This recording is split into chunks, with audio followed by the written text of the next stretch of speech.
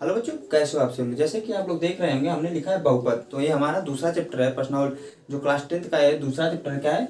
बहुपद। इस वीडियो में हम लोग देखेंगे कि जो बेसिक चीज़ें हैं बहुपद को पढ़ने के लिए, जो हमारा जो बेसिक चीज़ है उसके बारे में हम लोग देखने वाले लोगों ने क्लास 9 में जो दूसरा चैप्टर है उसी के ऊपर ये बेस्ड पूरा चैप्टर है। मतलब यह है कि उसी के ऊपर यह चैप्टर पूरा का पूरा निर्धारित है। तो पहले हम क्या करेंगे कि पहले जानेंगे कौन से प्रश्नावली में कौन कौन सी चीज़ों को हम पढ़ने वाले हैं। फिर हम देखेंगे कि क्लास 9 में जो बेसिक चीज़ें हैं उसको हम जरूर पढ़ेंगे, क्योंकि है कि आप लोग बहुत एक साल पहले पढ़े होंगे तो यह चीज़ें भूल चुके होंगे। तो इसलिए हम लोग बेसिक चीज़ों को देख लेंगे इस वीडियो में। नेक्स्ट वीडियो से हम पर्सनली 2.1 के अपने पहले क्वेश्चन की तरफ बढ़ने वाले हैं। तो ये जो चैप्टर है इसमें हम लोग सबसे पहले क्या पढ़ेंगे, पर्सनावली 2.1 में क्या पढ़ेंगे, बहुपद के शून्यांकों का ज्यामितीय अर्थ। ज्यामितीय अर्थ क्या होता है इसके बारे में हम लोग आगे नेक्स्ट वीडियो में पढ़ने वाले हैं। और हम लोग जो नेक्स्ट पर्सनालिटी में पढ़ने वाले हैं कि 2.2 में किसी बहुपद के शून्यांकों तथा गुणांकों में संबंध।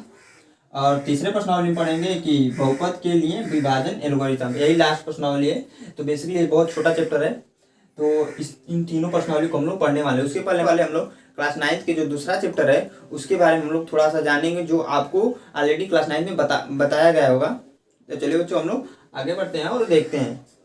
तो सबसे पहले हम लोग देखेंगे कि बहुपद होते क्या है। सबसे पहले सिंपल सा क्वेश्चन है कि ये क्या होते हैं, बहुपद क्या होते हैं। तो क्लास 9 में आप लोगों ने पढ़ा ही होगा, या जिन लोगों ने नहीं पढ़ा वो लोग देख लेंगे यहाँ पर क्या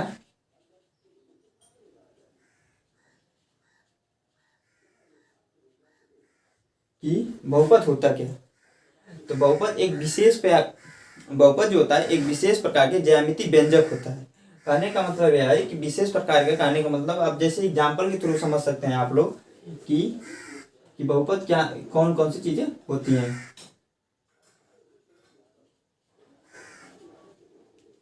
एग्जाम्पल के थ्रू आप लोग समझ सकते हैं कि बहुपद कौन कौन सी चीजें होती हैं। सिंपली हम लोग जानते हैं क्या, अगर मान लीजिए 2x² + 2 है तो यह एक बहुपद होता है। क्या हो जाएगा, यह है बहुपद। या फिर 2x + 2 है, 3x + 2 है, ये सारे क्या है, बहुपद है। कहने का तात्पर्य है कि जिसमें क्या है वो बीजीय व्यंजक मतलब क्या है, यह ये क्या है, एक व्यंजक है। यक्स क्या है, यहाँ पर एक व्यंजक है, यहाँ पर भी x व्यंजक है, यहाँ पर भी x क्या है, एक व्यंजक है। तो बीजीय व्यंजक हो उसे हम क्या कहते हैं, बहुपद कहते हैं। जिसमें क्या हो, अंक भी हो, मतलब जिसमें क्या हो, अंक भी हो और क्या हो, बीजीय व्यंजक यानी कि अक्षर भी आए। बीजीय व्यंजक इसे हम कहते हैं बीजीय। एक्स वाई जेड को हम क्या कहते हैं, बीजीय व्यंजक कहते हैं। एक्स वाई जेड को हम क्या कहते हैं, बीजीय व्यंजक कहते हैं। तो ये भी हो तो इसे हम कहते हैं क्या, बहुपद। अब बहुत सारे कंडीशन में यह भी आ सकता है आपके पास कि कड़ी में x + 2x + 3। बहुत सारे बच्चे क्या कहेंगे कि यह भी बहुपद है, लेकिन हम लोग ऐसा नहीं करते हैं। क्यों? क्योंकि यह जो है √x है।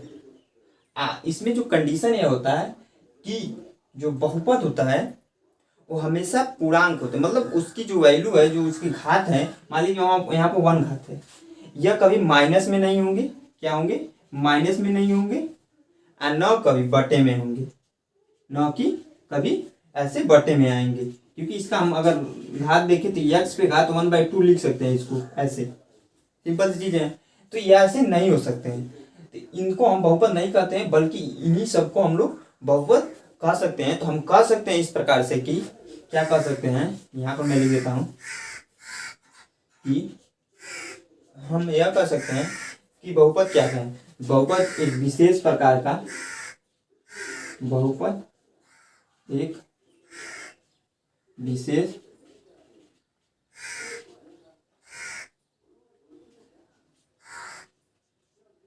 प्रकार का बीजीय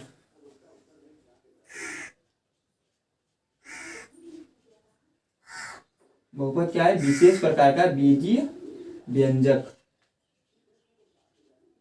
यह एक क्या होता है, एक विशेष प्रकार का बीजीय व्यंजक होता है। बहुपद एक विशेष प्रकार का बीजीय व्यंजक होता है। और यहाँ से हम लोग कह सकते हैं यह भी, जो ये पॉइंट हमने पढ़ा, जो हमने कहा कि यहाँ पर माइनस में भी नहीं रह सकता और 1/2 के रूप में नहीं रख सकते। यस के ऊपर जो घात है कभी 1/2 के रूप में भी नहीं रह सकता है और माइनस के रूप में नहीं रह सकता। ऐसा है, अगर मान लीजिए यहाँ पर मतलब माइनस में आ जाए तो उसे हम बहुपद नहीं कहते। तो इस प्रकार से हम कह सकते हैं कि क्या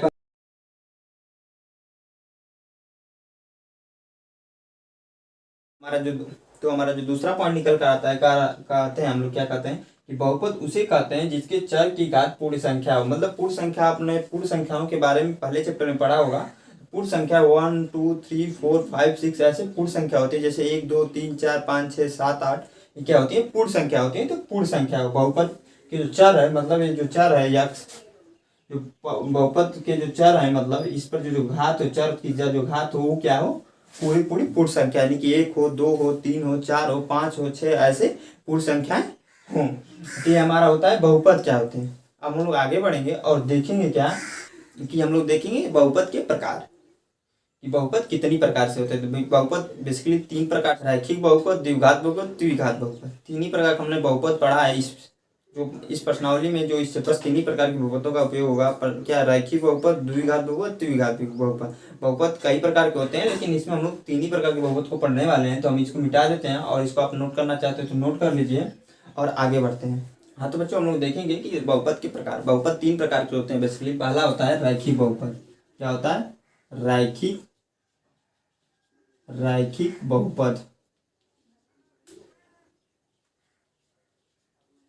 रैखिक बहुपद, तो इसमें क्या होता है कि रैखिक बहुपद जो होता है, इसमें जो चर की घात होती है, जो चर की अधिकतम घात होती है, रैखिक बहुपद में यह होता है कि जब जो चर की अधिकतम घात होती है सिर्फ और सिर्फ 1 होती है। जो चर की अधिकतम घात होती है सिर्फ और सिर्फ 1 ही होती है। यानी कि कहने का तात्पर्य क्या है, मैं डिफिनीशन नहीं लिखा रहा हूँ क्योंकि इसमें जो है चीज़ों को समझने की जरूरत है, न कि लिखने की ज़्यादा। तो रैखिक बहुपद क्या है कि रैखिक बहुपद वह होते हैं जिसमें जो चर की घात होती है उस पर सिर्फ और सिर्फ 1 होती है। एग्जाम्पल के थ्रू हम लोग समझ सकते हैं क्या, कि जैसे 2x ये हो सकता है, मान लीजिए, क्योंकि x की घात है, या चर की घात कहने का मतलब जो x की घात है और सिर्फ वो क्या है, सिर्फ और सिर्फ 1 ही हो। तो 2x हो सकता है, 3x+2 हो सकता है, 4x+2 हो सकता है। ऐसे बहुत सारी संख्याएं हो सकती हैं जिसके चर की घात सिर्फ और सिर्फ 1 हो। ऐसे भी आ सकता है x 2x+3y, ये भी हो सकता है क्योंकि यहाँ पर भी 1 घात है, यहाँ पर भी 1 घात है। लेकिन क्या है, ये जो चर है वो अलग अलग आ रहा है, एक में x आ रहा है, एक में y आ रहा है। लेकिन ऐसा पढ़ाना नहीं है आप लोगों को। बेसिकली जब 10th के बाद जब 11th 12th में जाएंगे तब इसके बारे में पढ़ाया जाता है बेसिकली। तो ये हमारे जो रैखिक बहुपद है उसके एग्जाम्पल कुछ हुए, आप लोग को बेसिकली अब समझ में आ रहा होगा। हम लोग अब आगे बढ़ेंगे और देखेंगे क्या दूसरा जो हमारा है, क्या कि द्विघात बहुपद। क्या है भाई? द्विघात बहुपद। द्विघात बहुपद बेसिकली हम समझे, द्विघात बहुपद का मतलब सीधे सीधे नाम से ही पता चल रहा है कि 2 घात वाली हो। जैसे कि एग्जाम्पल कह सकते हैं, एग्जाम्पल के तौर पर हम क्या कह सकते हैं कि 2x² + 3x+2 यह हो सकता है आगे, या फिर 3y² + 2y + 7 कुछ भी हो सकता है। और etc, मतलब बहुत सारी चीजें हो सकती हैं, इत्यादि इत्यादि बहुत सारी चीजें हो सकती हैं। अब हम लोग जो नेक्स्ट बढ़ेंगे क्या हमारा, वो है तीसरा। तीसरा क्या है? कि तीसरा है तृतीयक।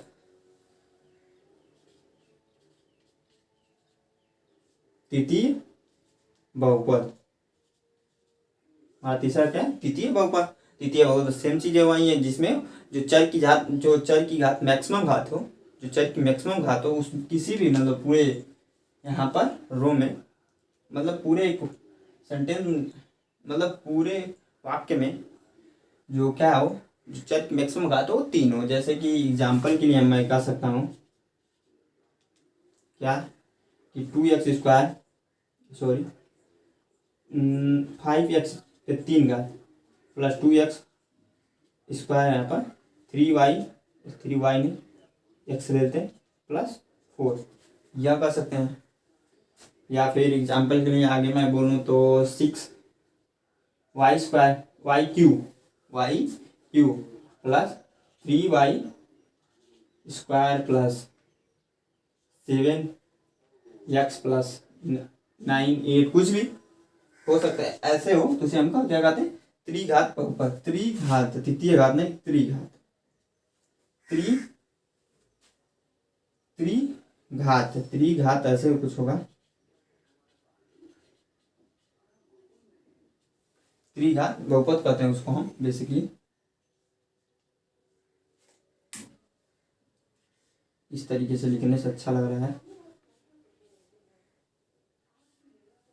इसे हम क्या कहते हैं, त्रिघात बहुपद। तो ये हमारे बहुपद की कुछ प्रकार हो गए। अब हम आगे बढ़ेंगे, आगे हम देखेंगे क्या चीजें कि शून्यांक क्या होते हैं, बहुपद के शून्यांक क्या होते हैं। बेसिकली बहुत इंपॉर्टेंट टॉपिक है, ध्यान से देखिएगा आप लोग, क्योंकि बहुपद के शून्यांक जो है पूरे चैप्टर में चलने वाले, पूरे चैप्टर में, प्रश्नावली में नहीं बात कर रहा हूँ, पूरे चैप्टर में, प्रश्नावली 2.1 में, प्रश्नावली 2.2 में, प्रश्नावली 2.3 में, इसी के बारे में पूरा डिटेल में बात होगी कि बहुपद के शून्यांक क्या होते हैं, कैसे निकालते हैं, और कितने शून्यांक हो सकते हैं एक बहुपद के। सिंपली यही सारी चीज़ों के बारे में हम लोग बात करेंगे, डिस्कस करेंगे। तो इसको आप लोग क्या करिए, नोट कर लीजिए। हम आगे बढ़ते हैं।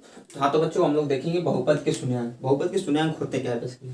शून्यांक का मतलब क्या होता है, सबसे पहले हम शून्यांक अर्थ शब्द का जो है अर्थ निकालें तो क्या निकलेगा, ऐसे भी लिख सकते हैं। शून्यांक शब्द का अर्थ क्या निकलेगा, शून्य, शून्य प्लस अंक। बहुपद का शून्यांक का मतलब, शून्यांक का मतलब शून्य प्लस अंक। यानी कि हम कह सकते हैं कि शून्य किसी संख्या, मतलब शून्यांक बहुपद का कब होगा, जब किसी अंक को रखने पर जो बहुपद हो शून्य हो जाए, तो उसे हम क्या कहते हैं, बहुपद का शून्यांक कहते हैं। इसे एग्जाम्पल पर हम बहुत अच्छे से समझ सकते हैं। हम क्या कर रहे हैं, किसी अंक को रखने पर जो बहुपद हो वो क्या शून्य हो जाए, उसे हम बहुपद का शून्यांक कहते हैं। कैसे, मान लीजिए कोई बहुपद है क्या, 4x प्लस 5,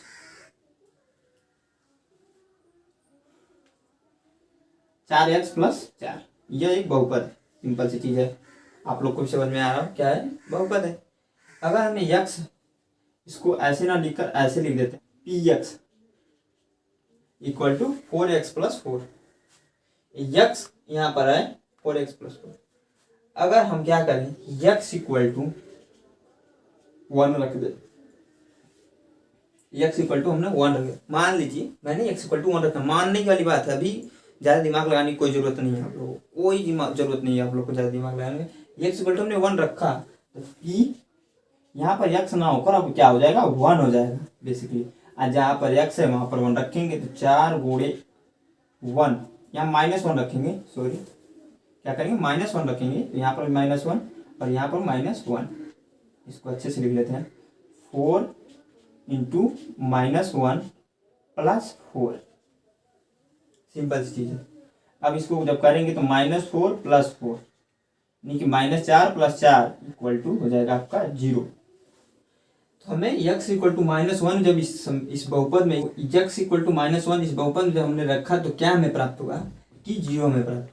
जो x इक्वल टू -1 है, यही हमें क्या कहलाते हैं, शून्यांक कहलाते हैं। कि जिस वैल्यू को रखने पर बहुपद की वैल्यू क्या हो जाए, 0 हो जाए, जिस वैल्यू को रखने पर बहुपद की वैल्यू 0 हो जाए, उसे हम बहुपद का शून्यांक कहते हैं बेसिकली। यह चीज एक और एग्जांपल हम लोग देख सकते हैं क्या, कि px 2x -4 ऐसे कुछ दिया है। यहाँ पर सिंपल चीज है, मान लीजिए x इक्वल टू हमने 3 रखा, x इक्वल टू माइनस बड़ा बेसिकली बस 3 रखा, तो p3 इक्वल टू 2 गुणे 3 -4, यानी कि 6 -4, यानी कि 2 आ जाएगा। p3 की वैल्यू जो आ रही है वो 2 आ रही है, तो यह क्या है, यह बहुपद का शून्यांक नहीं होगा। सिंपल सी बात है, बहुपद का शून्यांक नहीं है। x इक्वल टू 3 बहुपद का शून्यांक नहीं है, लेकिन x इक्वल टू हम क्या रखते हैं, अगर 2 रखते हैं तो p2 इक्वल क्या हो जाएगा, यहाँ से हम लोग देखते हैं, तो 2 गुणे यहाँ पर 2x की वैल्यू हमने 2 रखा, 2 -4, तो लिख सकते हैं कि 4 -4 यानी कि 0। यानी कि x इक्वल टू 2 रखने पर इस बहुपद की जो वैल्यू 0 आ जा रही है। तो इसे कह सकते हैं कि इस प्रकार हम कह सकते हैं कि हम लोग कह सकते हैं इस प्रकार से हम लोग कह सकते हैं क्या क्या कह सकते हैं कि जो है बहुपद की जो वैल्यू है x इक्वल टू 2 पर वो शून्यांक है। तो यही शून्यांक होता है, बहुपद का शून्यांक क्या होता है आप लोग को समझ में आ रहा होगा। तो इस तरीके से हम क्या कर सकते हैं, मैं इसको मिटा देता हूँ, आप लोग नोट कर चुके होंगे। तो इस तरीके से क्या एक डिफिनीशन बनेगा क्या, तो मैं यहाँ पर लिखता हूँ उस डिफिनीशन को।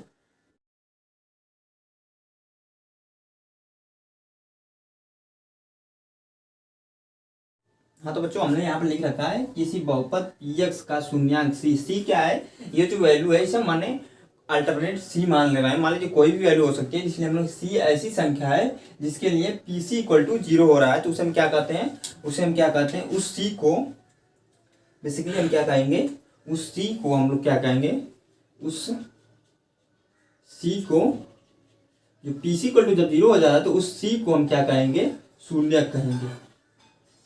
शून्यक कहते हैं, सिंपल सी चीज है, शून्यक कहते हैं। इतना आप लोग को समझ में आ रहा है। अब हम लोग क्या करने वाले हैं कि कुछ और एग्जाम्पल को देखेंगे और फिर इस वीडियो को हम लोग एंड करने वाले हैं। हम लोग एग्जाम्पल देखेंगे क्या, P X equal to X square plus 2x plus, यह हमारा दे रखा, मान लीजिए हमने मान लिया। अब इसको 0 करते हैं, कोशिश करते हैं, चलिए देखते हैं। तो x इक्वल टू मैं 1 रखता हूँ पहले, तो p 1 का स्क्वायर प्लस 2 गुणे 1, जहाँ जहाँ पर x है वहाँ पर 1 रखेंगे, प्लस 3, तो 1 प्लस 2 प्लस 3, तो यह 6 हो जा रहा है। यानी कि p1 पर 0 नहीं हो रहा है। क्या करें हम लोग, अगर यहाँ पर सिंपल चीज है, कई सारे शून्य तो हो सकते हैं भाई, तो हम लोग क्या करेंगे, x इक्वल टू -1 अगर रख के चेक कर ले तो x इक्वल टू 1 पर तो नहीं हो रहा है, लेकिन x इक्वल टू जब -1 रखेंगे तो p -1 इक्वल, ध्यान से देखिएगा, x इक्वल टू -1 का स्क्वायर प्लस 2 गुणे -1 प्लस 3। अगर हल कर दें तो माइनस माइनस प्लस हो जाएगा, अब -2 हो जाएगा, क्योंकि यहाँ माइनस है प्लस है तो -2 हो जाएगा। 2 का गुणा जब 1 में होगा तो 2 ही होगा, प्लस 3।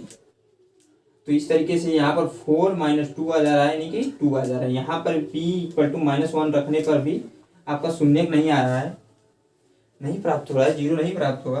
तो अब आगे क्या है, मतलब चेक करते रहना है आप। और बेसिकली जो नहीं आते उसको हम लोग नहीं लिखते हैं, क्वेश्चन में नहीं लिखते हैं उसको, हम बेसिकली उन्हीं को लिखते हैं जो हमें प्राप्त होते हैं। तो बेसिकली यह सारी चीज़ें जो है कि कैसे पता चलेगा कौन सा रखने पर 0 आ जा रहा है, वो प्रैक्टिस से आप लोगों का आएगा। तो आप लोग जरूर से जरूर मैक्सिमम प्रैक्टिस करने पर भी ध्यान देते रहिएगा। तो बेसिकली हम आगे बढ़ेंगे, क्या करेंगे, तो आगे बढ़ेंगे तो यहाँ पर देखिए हमने -1 रखा, -1 रखा, कुछ नहीं है। हम अब क्या करेंगे यहाँ पर, तो हाँ तो बच्चों हम आगे बढ़ेंगे। तो यहाँ पर देखिए, यहाँ इस क्वेश्चन को हम लोग देखते हैं। तो यहाँ पर 2 हमने संख्या रखी, दोनों को शून्य नहीं प्राप्त हुआ। लेकिन यहाँ पर ध्यान देने वाली बात है क्या, इस उदाहरण का शून्य प्राप्त नहीं हो सकता है, क्योंकि यहाँ पर उसी का शून्य प्राप्त होगा। ध्यान रखिए कि यहाँ पर गुणनखंड ये नहीं हो सकता है नॉर्मल विधि से, तो इसका शून्य नहीं मिलेगा। लेकिन हम एक और एग्जाम्पल जब लोग देखेंगे क्या, कि पी एक्स इक्वल टू अगर x square plus 4x plus 3 कर दे, इसका शून्य मिल जाएगा हमें। तो इसका शून्य लेने के लिए हम लोग क्या करेंगे, तो क्या करेंगे, x इक्वल टू -1 रखेंगे। अगर सिंपल चीज़ है, x इक्वल टू अगर -1 रख दें तो p -1 का स्क्वायर प्लस 4 गुणे -1 प्लस 3, तो माइनस माइनस प्लस हो जाएगा 1 प्लस माइनस यहाँ पर हो जाएगा, क्योंकि यहाँ माइनस यहाँ प्लस है, तो जब गुणा होगा तो 1 माइनस हो जाएगा, तो -4 प्लस 3 यानी कि आ जाएगा आपका 0। तो हमने यह जब एग्जाम्पल लिया तो यहाँ पर एक 0 आ गया। एक और देख लेते हैं, अगर हम x इक्वल टू क्या रखते हैं,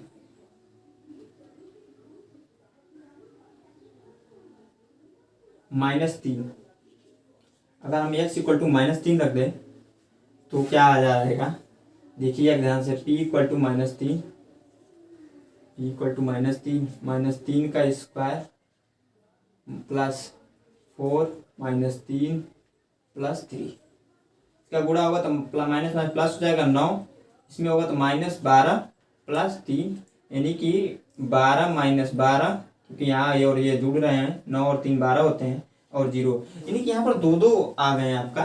क्या क्या, x इक्वल टू कह सकते हैं कि -1 और -3, यानी कि दो दो शून्य का आ गए। तो यहाँ पर समझने वाली बात है, हमने एक एग्जांपल लिया, यह एग्जांपल में हमें सुनने मिल ही नहीं रहा था, तो हमने एक और एग्जांपल लिया यहाँ पर और खोजने में मिला -1 रखा, -3 रखा। क्यों मैंने डायरेक्ट -3 रखा, क्योंकि मेरे को पता था -3 रखने पर यहाँ पर एक शून्य मिल जाएगा 0। बेसिकली मेरा कहने का मतलब यही है, इस जो एग्जाम्पल कराने का मतलब यही है कि किसी बहुपद के दो भी शून्य हो सकते हैं, 3 भी शून्य हो सकते हैं। अब कहते हैं कंडीशंस की, किस वाले बहुपद में दो शून्य होगा, किस वाले बहुपद में 3 शून्य होगा, किस वाले बहुपद में 1 ही शून्य होगा। तो जिसमें चर की घात है, जो यह चर की घात है, जितनी मैक्सिमम घातें रहेंगी उतने शून्य होंगे। मान लीजिए यहाँ पर क्या है, 2 घात है तो 2 शून्य कमी मिले, -1 -3। अगर 3 घात होगी x पे तो 3 शून्य मिलेंगे, एक और मिलेगा। सिंपल चीज है। तो यह समझने वाली बात हमने, इसी को समझाने के लिए हम यह एग्जाम्पल करा रखे हैं। तो आप लोगों को इसलिए समझ में आया होगा, और आप लोग इसको नोट कर लीजिए। जो प्रश्नावली 2.1 में एनसीईआरटी में जो पहला उदाहरण है, और जो उसमें सिर्फ एक ही क्वेश्चन दे रखा है, उसको हम क्या करेंगे, अगले वीडियो में हम लोग कवर कर लेंगे। तो ये वीडियो यहीं पर हम लोग एंड करते हैं। वीडियो कैसी लगी, वीडियो अच्छी लगी तो लाइक कीजिए, शेयर कीजिए, चैनल को सब्सक्राइब कीजिए। तो धन्यवाद बच्चों।